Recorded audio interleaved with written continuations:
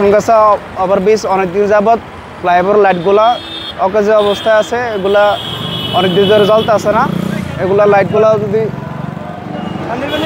না চলার কারণে অনেক দুর্ঘটনা অ্যাক্সিডেন্ট হয়। এই লাইটগুলো যদি ঠিক করে দেয় তো আমাদের যাতায়াত চলাচলের জন্য সুবিধা হবে। এগুলো মনে হচ্ছে চোররা টোকায় তারা এগুলো কেটে নিয়ে গেছে। এই কারণে অনেকদিন ধরে এগুলো চলতে আছে। একটু পুরোটা জায়গায় অন্ধকার, এখানে চিন্তার আশঙ্কা আছে, অনেক দুর্ঘটনা হওয়ার সম্ভাবনা আছে। এগুলা কাজ করলে একটু সুবিধা হবে আমাদের জন্য।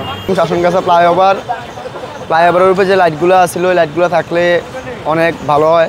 লাইটগুলো নাই অনেক দিন যাবৎ, এই চোরেরা রয়ে গেছে গা।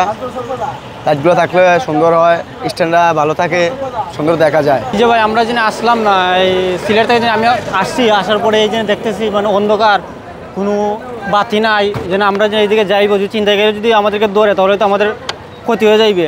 ওই কারণে সবাই এসে মিলেমিশে সবাই মিলে একটা দেখতে এবং যেন সহযোগিতা করে, যেমন যারা আছে রাস্তাঘাটের উন্নয়নশীলের কাজ করে তাদের দৃষ্টি আকর্ষণ করছে যাতে এগুলো যাতে বিদ্যুতের লাইনটা ঠিক করে দেয়, যাতে আমরা চলাফেরা করতে পারি।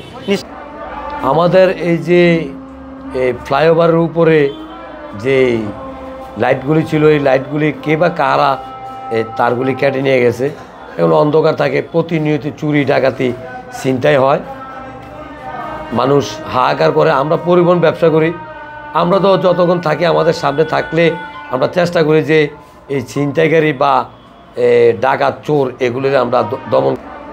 আমাদের এই যে ফ্লাইওভারের উপরে যে লাইটগুলি ছিল এই লাইটগুলি কে বা কারা তারগুলি কেটে নিয়ে গেছে।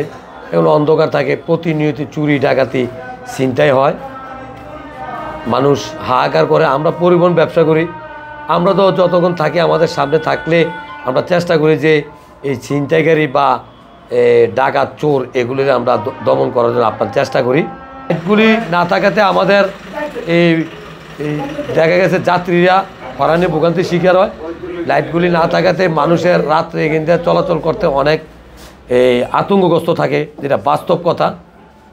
এই লাইটগুলি অবশ্যই এটা এই ফ্লাইওভারটা কি সড়ক ও জনপথ অধিদপ্তর না কার আমি জানি না, যারাই কর্তৃপক্ষ আছে তাদেরকে সবিনয়ভাবে অনুরোধ করব যে লাইটগুলি যাতে অতি শীঘ্রই আমাদেরকে জ্বালানোর বন্ধ করা।